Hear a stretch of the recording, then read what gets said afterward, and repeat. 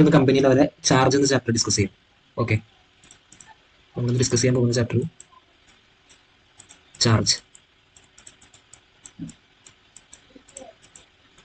എന്താണ് കമ്പനിയിലെ ഒരു ചാർജ് എന്ന് പറയുന്നത്? ബേസിക്കലി ചാർജ് എന്ന് പറയുന്നത് എന്താ? A charge is A security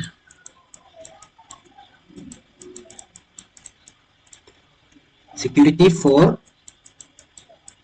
securing loans.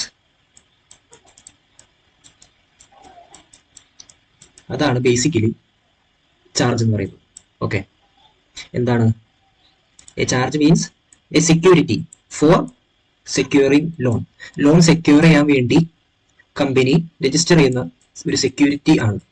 ഒരു സെക്യൂരിറ്റി ആണ് ബേസിക്കലി ഒരു ചാർജ് എന്ന് പറയുന്നത്. ഓക്കെ,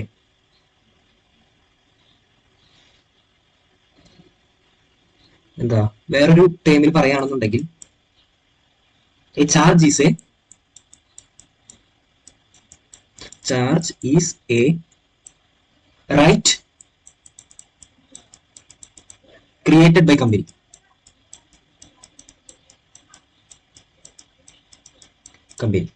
കമ്പനി ക്രിയേറ്റ് ചെയ്തിരിക്കുന്ന ഒരു റൈറ്റ് ആണ് ചാർജ്. ഇതാണ് ബേസിക്കലി ചാർജ് എന്ന് പറയുന്നത്. ഓക്കെ, പിന്നെ നമ്മൾ മനസ്സിലാക്കേണ്ടത് every charge is now compulsory to register.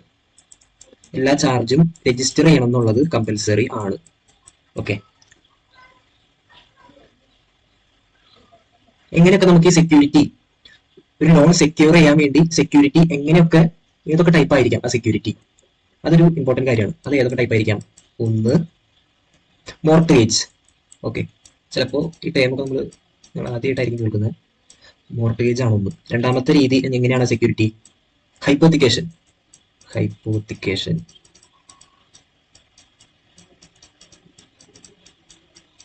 മൂന്നാമത് പ്ലെഡ്ജ്. ഈ മൂന്നിനും ഡിഫറെന്റ് അർത്ഥങ്ങളാണ്. ഈ മൂന്ന് രീതിക്ക് നമുക്ക് ഒരു അസറ്റ്, കമ്പനിയുടെ ഒരു അസറ്റ് സെക്യൂർ ചെയ്യാൻ പറ്റും. ഓക്കെ, സെക്യൂർ ചെയ്യാം. അതിനെയാണ്, ഇങ്ങനെ കമ്പനിയുടെ അസറ്റ് സെക്യൂർ ചെയ്യുന്നതിനാണ് എന്ത് പറയുന്നത്? ചാർജ്. അപ്പൊ നമുക്ക് ഇനി മൂന്ന് ടൈം എന്താന്ന് നോക്കാം. ഓക്കെ,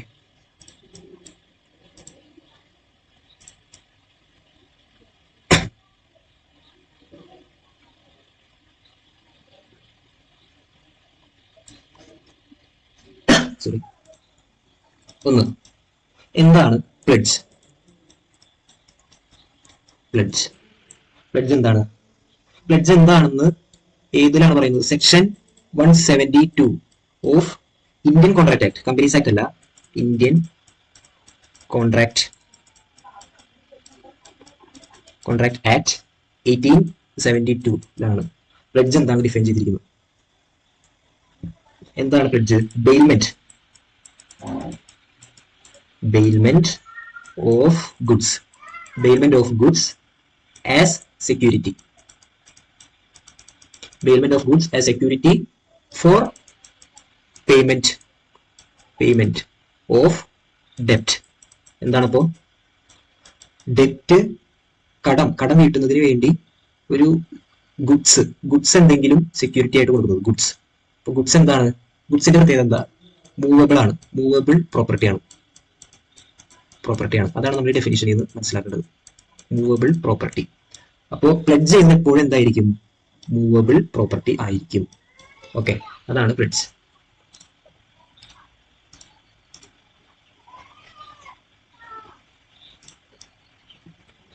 പ്ലെഡ്ജ് എന്താണെന്ന് മനസ്സിലായില്ലേ? പ്ലെഡ്ജ് ഒരു തരത്തിലൊരു ചാർജാണ്. രണ്ടാമത്തെ ടൈപ്പ് നമ്മൾ പഠിക്കുന്നത് ഏതാ? Second thing 2, hypothecation.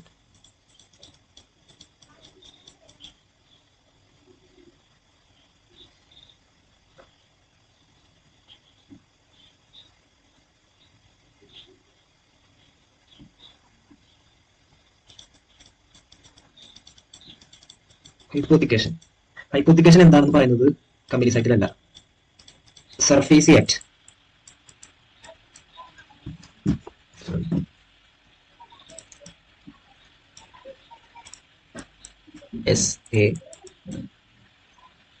SAR SARFAESI act 2002. SARFAESI എന്ന് വെച്ചാൽ securitisation and reconstruction of financial അസറ്റിന്റെ reconstruction and enforcement of security interest. ഈ ആക്ടിലാണ് ഹൈപ്പോത്തിക്കേഷൻ എന്താണെന്ന് പറയുന്നത്. ഹൈപ്പോത്തിക്കേഷൻ എന്താണെന്ന് പറയുന്നത് ചാർജ് ഓൺ ഇത് മൂവബിൾ പ്രോപ്പർട്ടിയാണ് ഹൈപ്പോത്തിക്കേഷൻ. ഓക്കെ, പക്ഷേ ഈ മൂവബിൾ പ്രോപ്പർട്ടി എങ്ങനെയുള്ളതാ? എക്സിസ്റ്റിംഗ് ഇപ്പോൾ ഉള്ളതോ ഓർ ഫ്യൂച്ചറിൽ ഉണ്ടാകുന്ന ഒരു മൂവബിൾ പ്രോപ്പർട്ടി ആയിരിക്കാം. അങ്ങനെയുള്ളതാണെങ്കിൽ ആൻഡ് ഇൻക്ലൂഡ്സ് ഫ്ലോട്ടിംഗ് ചാർജ് എന്ന് വെച്ചാൽ എന്താണ്? റേറ്റിംഗ് കമ്മീഷനൊക്കെ ഫ്ലോട്ടിംഗ് ചാർജ് ആണ്. Okay, floating charge and crystallisation of fixed charge on movable property and crystallisation, ഇതെല്ലാം ഇൻക്ലൂഡ് ചെയ്യുന്ന ഒന്നാണ് എന്ത്? ഹൈപ്പോത്തിക്കേഷൻ എന്ന് പറയുന്നത്. ഹൈപ്പോത്തിക്കേഷൻ എന്താണെന്ന് മനസ്സിലായില്ലേ? ഓക്കെ, ഹൈപ്പോത്തിക്കേഷന്റെ എക്സാമ്പിൾ ആണ് എന്ത്? വെഹിക്കിൾ ലോൺ വെഹിക്കിൾ ഒരു മൂവബിൾ പ്രോപ്പർട്ടി അല്ലേ? അപ്പൊ അതാണ് ഹൈപ്പോത്തിക്കേഷൻ എപ്പോഴും മൂവബിൾ പ്രോപ്പർട്ടിയിലായിരിക്കും, പ്ലെഡ്ജ് പോലെ തന്നെ. പക്ഷെ പ്ലെഡ്ജിൽ ബെയിൽമെന്റ് ആണ്. ഓക്കെ, അതാണ് ഹൈപ്പോത്തിക്കേഷൻ.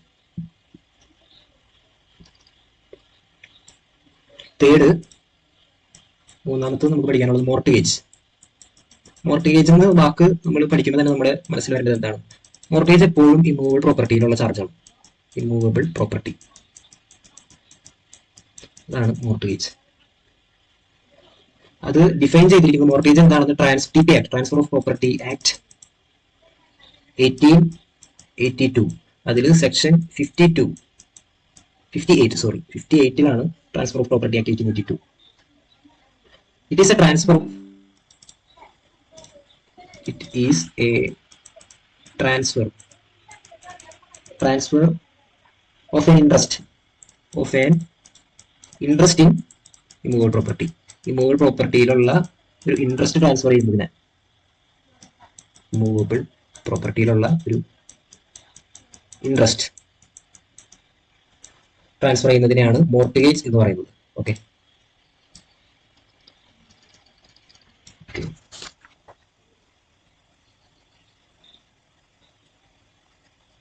നമുക്ക് നെക്സ്റ്റ് ഏതൊക്കെ ഫോംസ് ആണ് കമ്പനിയിൽ ഉള്ളത് ചാർജുമായി ബന്ധപ്പെട്ടിട്ട് അത് നമുക്ക് നോക്കാം. ഓക്കെ,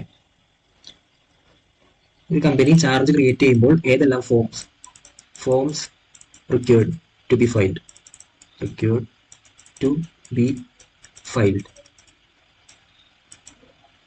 ഒന്നാമത്തത് CHG ആണ് ഇപ്പോൾ ചാർജിന്റെ ഫോമുകൾ. CHG1 charge creation of charge create ചെയ്യാനുള്ള creation of charge application.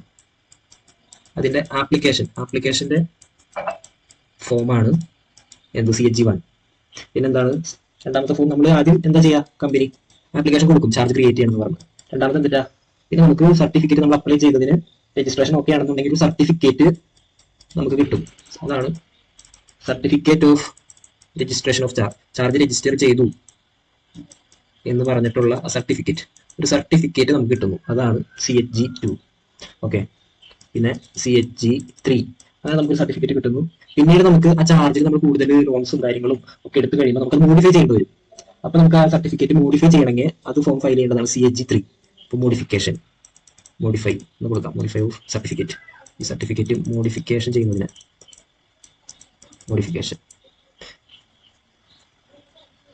Okay, ഈ 3 ഫോം ആദ്യം പഠിക്കാം. പിന്നീട് കുറച്ച് ഫോമുകളുണ്ട്. CHG9 വരെ ഉണ്ട്. ഈ CHG1 എന്താണ്? ചാർജ് ക്രിയേറ്റ് ചെയ്യാനുള്ളതാണ്. Other than debenture. ഓക്കെ, അതാണ് ഇവിടെ പഠിക്കേണ്ട ഏറ്റവും ഇമ്പോർട്ടന്റ് കാര്യം. Other than debenture. പിന്നെ ഇമ്പോർട്ടന്റ് ആയ ഫോം CHG9 ആണ്. ഈ CHG9 എന്തിനാ? CHG1ഉം 9ഉം റിലേറ്റഡ് ആണ്. CHG9 creation of charge on ഡിബഞ്ചേഴ്സിലെ creation of charge on debenture, അതാണ് CHG9. അപ്പൊ അങ്ങനെ കണക്ട് ചെയ്ത് പഠിക്കാം CHG1ഉം CHG9ഉം. ഓക്കെ, വേറെ കുറച്ച് ഫോമുകൾ കൂടി ഉണ്ട്. നമുക്ക് ആ ടേംസ് പഠിക്കുമ്പോൾ അത് നോക്കാം. ഇത് നമുക്ക് ഇമ്പോർട്ടന്റ് ആയ ടോപ്പിക്കാണ്. Consequences of non registration of charge. ഒരു ചാർജ് നമ്മൾ രജിസ്റ്റർ ചെയ്തിട്ടില്ല എന്നുണ്ടെങ്കിൽ എന്താണ് സംഭവിക്കുക? അത് പറയുന്നത് companies act section 77 consequence of non registration of charge എന്ന് പറയുന്നത്.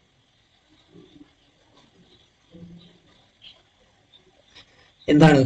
ഒരു ചാർജ് രജിസ്റ്റർ ചെയ്തിട്ടില്ലെങ്കിൽ ഇറ്റ് ഷാൾ ബി വോയിഡ്. അത് വോയിഡ് ആയിരിക്കും. വോയിഡ് അഗെയിൻസ്റ്റ് ക്രെഡിറ്റർ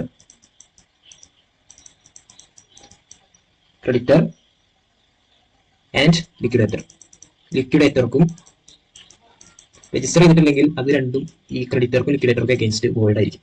മനസ്സിലായി? അങ്ങനെ ആ ക്രെഡിറ്റർ എന്താവും? ഒരു ചാർജ് രജിസ്റ്റർ ചെയ്തിട്ടില്ല എന്നുണ്ടെങ്കിൽ ആ ക്രെഡിറ്റർ അൺസെക്യൂർഡ് ക്രെഡിറ്റർ ആവും. അങ്ങനെയാണ് അൺസെക്യൂർഡ് ക്രെഡിറ്റർ ആവുന്നത്. മനസ്സിലായില്ലേ? മീൻസ് എന്താ?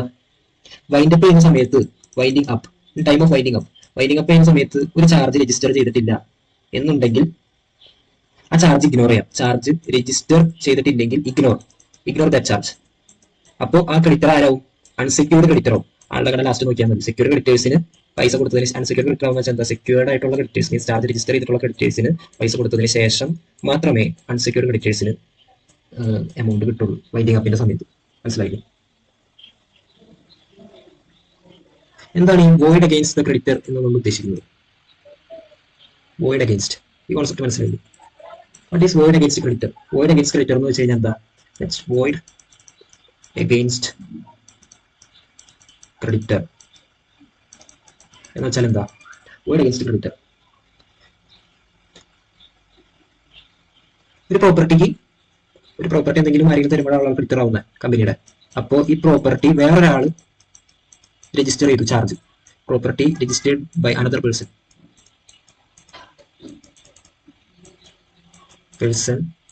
ചാർജ് രജിസ്റ്റർ ചെയ്തു എന്ന് വെച്ചാൽ ബേസിക്കലി ആ പ്രോപ്പർട്ടിക്ക് വേറെ ആൾ ചാർജ് രജിസ്റ്റർ ചെയ്ത് കഴിഞ്ഞാൽ he will get priority to payment.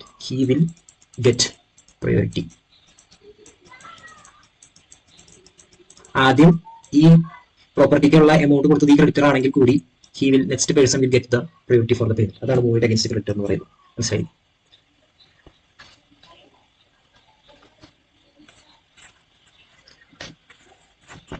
Okay.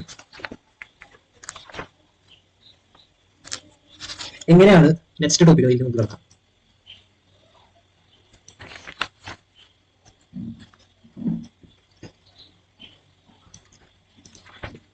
Procedure for registration. എങ്ങനെയാണ് ചാർജ് രജിസ്റ്റർ ചെയ്യുക? രജിസ്ട്രേഷൻ ഒന്നാമത്തെ കാര്യം എന്താ? ഓതറൈസേഷൻ ഓഫ് ബോർഡ് ആദ്യം ചാർജ് രജിസ്റ്റർ ചെയ്യാൻ വേണ്ടി ഒരു ഓതറൈസേഷൻ ഓഫ് ബോർഡ്.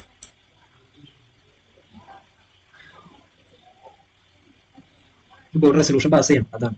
പിന്നെ ഫയലിംഗ്, ഒരു ഫോം ഫയൽ ചെയ്യണം. ഏത് ഫോമാ? ഈ ഫോം. ഫയലിംഗ് ഈ ഫോം MGT 14. ചാർജ് ക്രിയേറ്റ് ചെയ്യുമ്പോൾ, മോഡിഫൈ ചെയ്യുമ്പോൾ, സാറ്റിസ്ഫൈ ചെയ്യുമ്പോൾ ഒക്കെ നമുക്ക് MGT 14 ഫയൽ ചെയ്യാം. പിന്നെ ഞാൻ കുറച്ച് ഫോംസ് നമുക്ക് വഴിയെ പിടിക്കാന്ന് പറഞ്ഞില്ല. ആ ഒരു ഫോമാണ് CHG4. CHG4 എന്തിനാ? Satisfaction of charge. ചാർജിന്റെ എമൗണ്ട് കിട്ടി കഴിയുമ്പോൾ ചാർജ് സാറ്റിസ്ഫൈ ചെയ്തു എന്ന് നമ്മൾ ROCനെ അറിയിക്കാം. മനസ്സിലായി? ഇനി നമുക്ക് ഈ ചാർജ് സാറ്റിസ്ഫൈ ചെയ്യാനുള്ള ടൈം എക്സ്റ്റെൻഡ് ചെയ്യണം എന്നുണ്ടെങ്കിൽ CHG8 കൂടെ ഫയൽ ചെയ്യും. മനസ്സിലായി? പിന്നെ നാലാമത്തെ കാര്യം, ഈ എൻട്രീസ് ഒക്കെ നമ്മൾ ചാർജിന്റെ രജിസ്റ്ററിൽ entries in register of charge.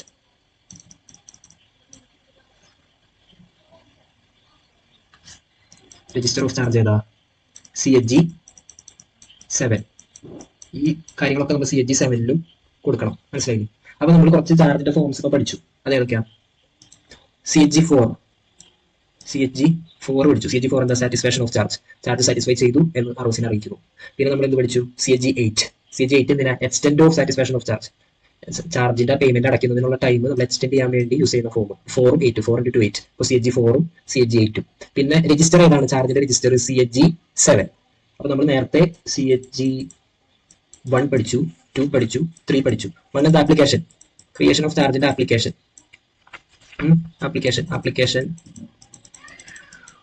of creation. Charge create ചെയ്യാനുള്ള ആപ്ലിക്കേഷൻ ഇതിന്റെ അതർ ദാൻ ഡിബഞ്ചർ. അപ്പൊ ഡിബഞ്ചറിന്റെ എത്രയാ? അത് കണക്ട് ചെയ്ത് പഠിക്കാം. ഓക്കെ, ഡിബഞ്ചറിന്റെ ക്രിയേഷൻ ഒക്കെ ഏതാണ്? CHG 8 കഴിഞ്ഞിട്ടുള്ളത്, CHG 9. ഓക്കെ, പിന്നെ നമ്മൾ എന്ത് പഠിച്ചു? രണ്ടാമത്തെ സർട്ടിഫിക്കറ്റ്. ചാർജ് സർട്ടിഫൈ ചെയ്തു, സർട്ടിഫിക്കറ്റ് ചാർജിന്റെ സർട്ടിഫിക്കറ്റ് കിട്ടുന്നത് CHG 2. പിന്നെ CHG 3 പഠിച്ചു, modification of charge. Certificate modify ചെയ്യുന്നത് ഏതിലാ? CHG 3. Certificate modification. അപ്പൊ CHG 1 2 3 4 എന്താണ്? CHG 4 സാറ്റിസ്ഫാക്ഷൻ ഓഫ് ചാർജും, 8 എന്താണ്? Extend the time of charge, 7 എന്താണ്? Register of charge, CHG 9 registration of debentures as charge. ഇത്രയും ഫോമുകൾ നമ്മൾ ഇതിൽ പഠിച്ചു. ഓക്കെ, അതാണ് ഇമ്പോർട്ടൻ്റ് ആയ കാര്യം. അപ്പൊ എല്ലാ ഫോംസും നമ്മൾ നോക്കിക്കഴിഞ്ഞു. പിന്നെ 2-3 ഫോം കൂടി ഉണ്ട്, അതത്ര ഇമ്പോർട്ടൻ്റ് അല്ല. ജസ്റ്റ് ആ ടേബിൾ ടെസ്റ്റ് ചെയ്ത് നോക്കാം. ഓക്കെ, അപ്പോൾ എല്ലാ ചാർജിന്റെ ഫോംസ് നമ്മൾ നോക്കി. 1 2 3 4 8 7 9. ഓക്കെ, ഇത്രയും ഫോംസ് നമ്മൾ നോക്കി. ഓക്കെ,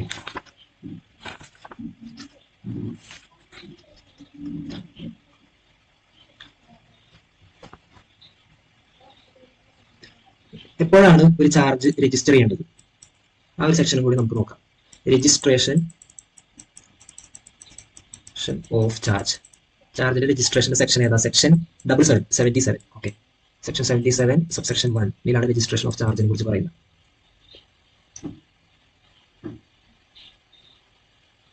എന്താണ് ഫസ്റ്റ് തിങ്? എന്താ? ബിഫോർ കമൻസ്മെന്റ് എന്ന് വെച്ച് കഴിഞ്ഞാൽ സ്റ്റാർട്ട്. Before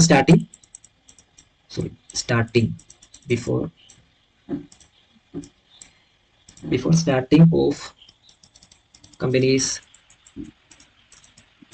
അമെൻമെന്റ് act. കമ്പനീസ് അമെൻമെന്റ് ആക്ട് 2019. അതിനു മുൻപാണ് ചാർജ് രജിസ്റ്റർ ചെയ്തിരിക്കുന്നത് എന്നുണ്ടെങ്കിൽ within 300 days of creation of charge. Charge create ചെയ്തിട്ട് 300 ഡേയ്സിനുള്ളിൽ creation of charge. Charge create ചെയ്ത് 300 ഡേയ്സിനുള്ളിൽ എന്ത് ചെയ്യണം? ചാർജ് രജിസ്റ്റർ ചെയ്യണം. കമ്പനീസ് അമെൻമെന്റ് ആക്ടിന് മുൻപാണെന്നുണ്ടെങ്കിൽ ബിഫോർ, വിത്തിൻ 300 days. ഇനി ആഫ്റ്റർ ആണെങ്കിലോ? ആഫ്റ്റർ സ്റ്റാർട്ടിംഗ് ഓഫ് കമ്പനീസ് അമെൻമെന്റ് ആക്ട് 2019. ഇതിന് ശേഷം ആഫ്റ്റർ ആണെന്നുണ്ടെങ്കിൽ വിത്തിൻ 60 days. എന്താണ്? Within 60 days of creation of charge. Charge create ചെയ്ത് എത്ര നാളുകൾക്കുള്ളിൽ? 60 ഡേയ്സിനുള്ളിൽ. ഇതാണെന്നുണ്ടെങ്കിൽ 300 ഡേയ്സിനുള്ളിൽ. ഓക്കെ, 300ഉം 60 മനസ്സിലുണ്ടാവും. ഓക്കെ, ഇനി ഇതിന് പെനാൽറ്റി ഉണ്ട്. സ്മോൾ കമ്പനിയോ 1 person കമ്പനിയോ ആണെന്നുണ്ടെങ്കിൽ വിത്തിൻ 60 ഡേയ്സിനുള്ളിൽ രജിസ്റ്റർ ചെയ്തില്ല എന്നുണ്ടെങ്കിൽ നോർമൽ ഫീസിന്റെ 3 times ആണ് 1 person കമ്പനിക്കും ഒരു സ്മോൾ കമ്പനിക്ക്. ഡിലേ വന്നു കഴിഞ്ഞാൽ, രജിസ്ട്രേഷൻ ഓഫ് ചാർജ് ഡിലേ വന്നു കഴിഞ്ഞാൽ സ്മോൾ കമ്പനിക്കും 1 person കമ്പനിയിലും 3 times of normal fees fine ഉണ്ട്. ഈ 3 times എന്താവും? 6 times ആവും. Other than small company and OPC ആണെന്നുണ്ടെങ്കിൽ 6 times of normal fee. Normal ഫീയുടെ 6 times പേ ചെയ്യേണ്ടി വരും.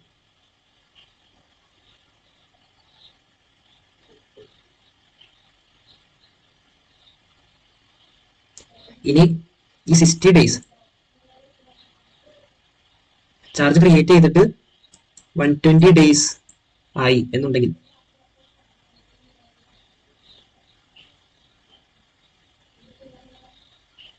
120 days ആയി. 120 days from date of creation of charge. Charge create ചെയ്തിട്ട് 120 days ആയിട്ടുണ്ടെങ്കിൽ ഈ 3 timesന്റെ plus 3 times of normal fee plus 0.025%. ഈ 0.025% കൂടെ വരും OPCക്കും സ്മോൾ കമ്പനിക്കും. ഇത് എന്താവും? ബാക്കിയുള്ള കമ്പനികൾക്ക് 6 times പ്ലസ് 0.05 ആൻഡ് എന്താണ്? അഡീഷണലി പ്ലസ് മാക്സിമം 5 lakh വരെ ആവും. ഈ 6 times പ്ലസ് 0.05 മാക്സിമം 5 ലക്ഷം രൂപ വരെ. വിച്ചവർ ഈസ് ഇത് ആഡ് വലോറം ഫീസ് ആണ് കേട്ടോ. ഈ 0.05% എന്ന് പറയുന്നത് ആഡ് വലോറം മീൻസ് അഡീഷണൽ ഫീ എന്ന് പറയുന്നത് ആഡ് വലോറം ഫീസ്. ഓക്കെ, അപ്പോൾ 120 ഡേയ്സിനേക്കാൾ മുകളിൽ പോയിട്ടുണ്ടെങ്കിൽ 3 ടൈംസ് പ്ലസ് 0.025% ആണ് സ്മോൾ കമ്പനിക്ക് OTCക്ക്. ഓക്കെ, അത് 6 ടൈംസ് ആവും 60 ഡേയ്സ് വരെ ആണെന്നുണ്ടെങ്കിൽ. മനസ്സിലായില്ലേ? ഇത്രയാണ് രജിസ്ട്രേഷൻ ഓഫ് ചാർജിന്റെ ഇമ്പോർട്ടൻസ്. Okay, thank you.